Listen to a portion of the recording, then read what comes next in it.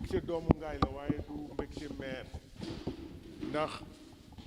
bu ma nekkee démb ñu joxe ay prix d'excellence jigéen ñi jàngalekat yi joxe ko ñu xool ni résultat yi gën ci département bi ngaay am na ko ñu gis ni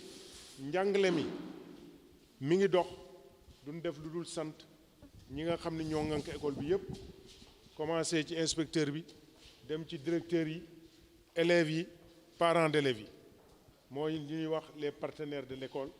donc conseil municipal bi nekk ci et délégué de quartier yi ñëpp kon maa ngi sant équipe bi ma àndal ci liggéey bi gunge école muy conseil municipal bi donc fii ak sama adjoint au maire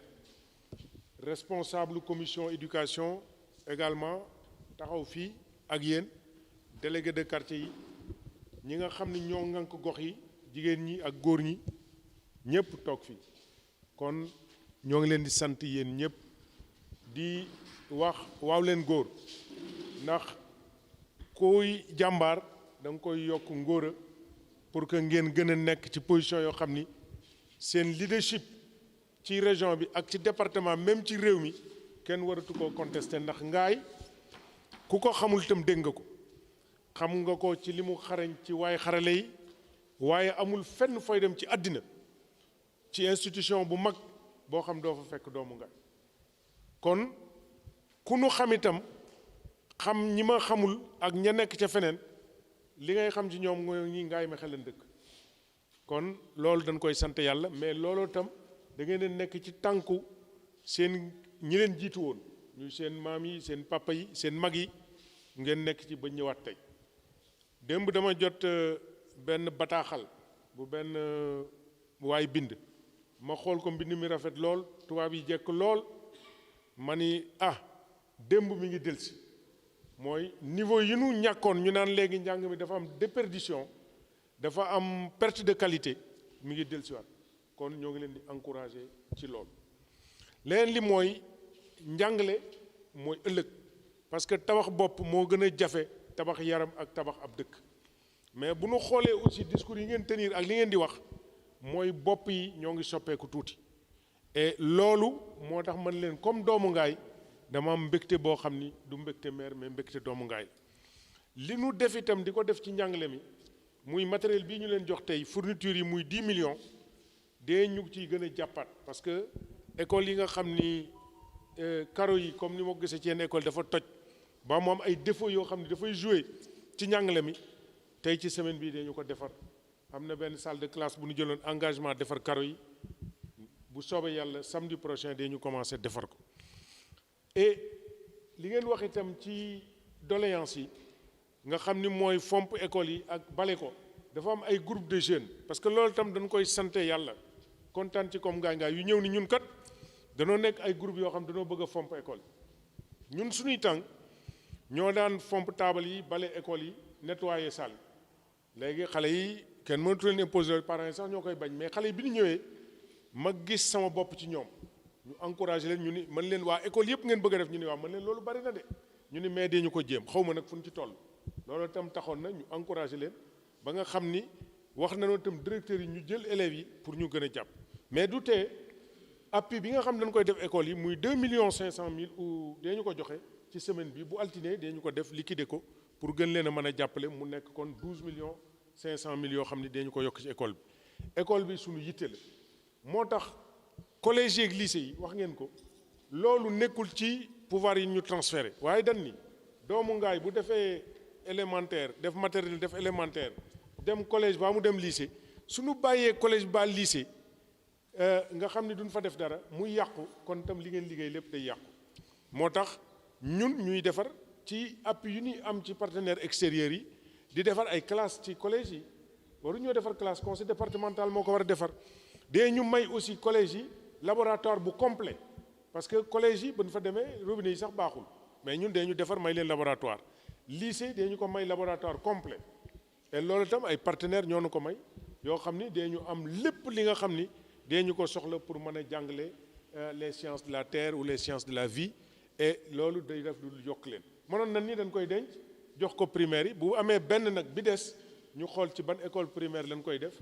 ba ci ban direction lañ koy teg ba ku ko soxla bëgg a wool xale yi lan mooy squelette humain lan mooy le corps humain bu ñëwee àbb ko ñu abal ko bu jàngalee ba pare delloo ko foo xam ni da ngeen di am benn centrale boo xam ne dina am benn laboratoire kon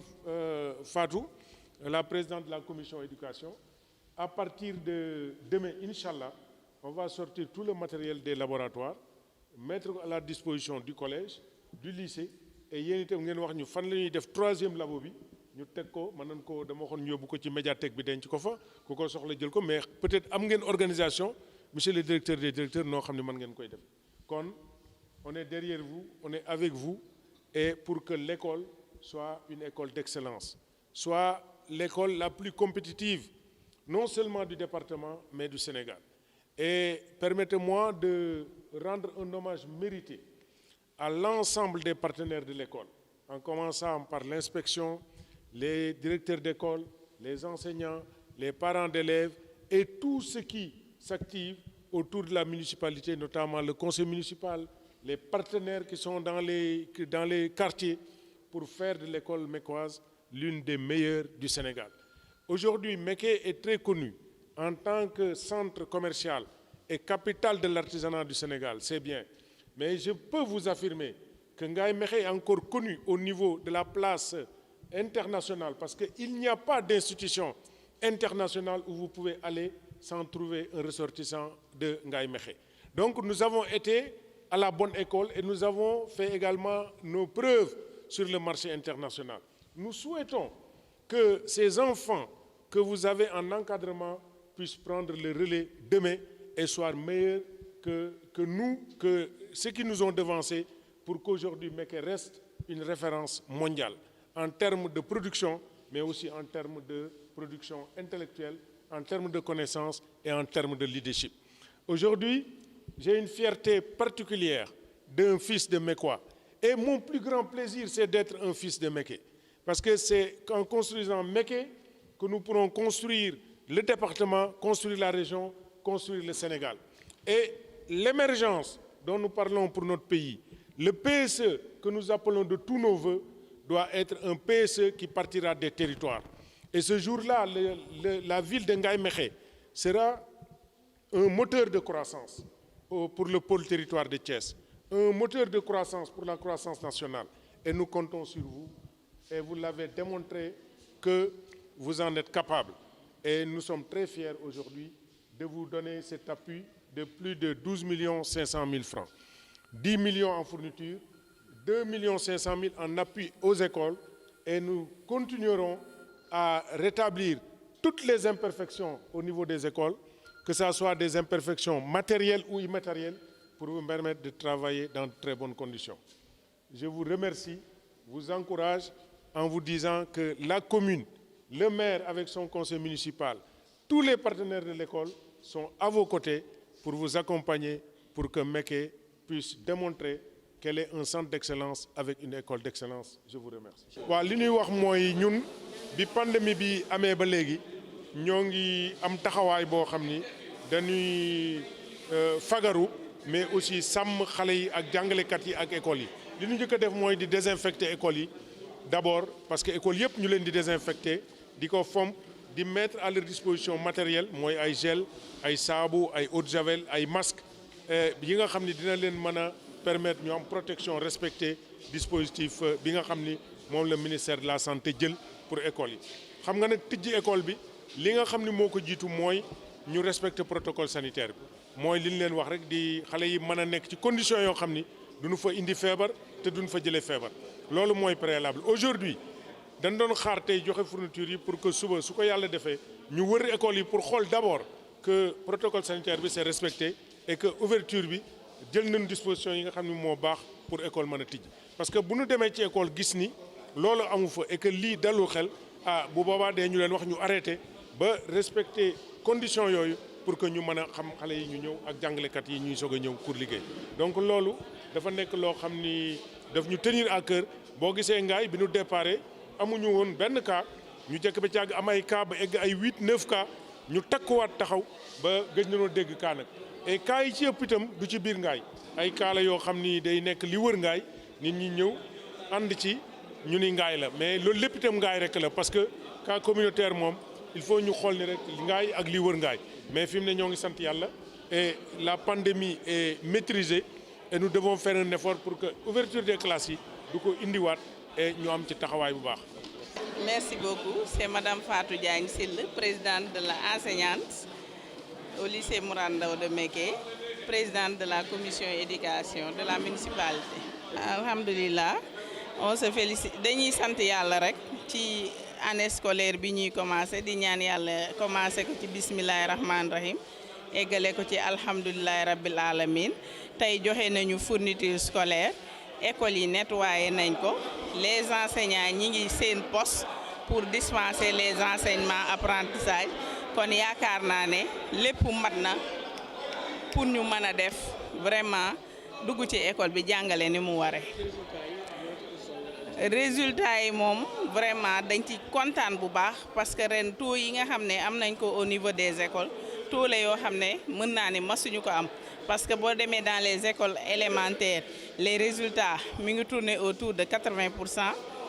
Nga dem au collège c'est autour de 75%.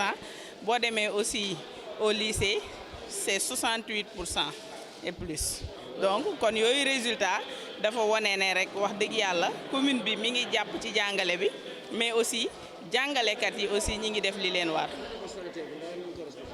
protocole sanitaire bi aussi ñi ngi sensibiliser daaw ci fin année scolaire bi le maire a distribué un peu plus de 7000 masques avec le maire joxe na 7000 masques ay lave-mains des savons liquides des savons solides ak lépp loo nga xam ne war na ànd ak moom pour xeex Covid bi kon yaakaar naa ni daal war nañu mën a jàngale ci conditions yu baax ci période bi. on a donné joxe nañ ay fournitures ci lu toll ci 10 millions avec un appui aux dépenses de l'enseignement de 2 millions 500. ay cahiers la ay bic la ay matériel de géométrie des feuilles blanches pour photocopier de la craie des crayons craie pour bind crayon des chemises cartonnées ak lépp loo nga xam ne jumtuwaay boo xam ne daal soxla nañ ko ci école bi maire yi jënd na ko teg ko ci loxo jàngalekat yi.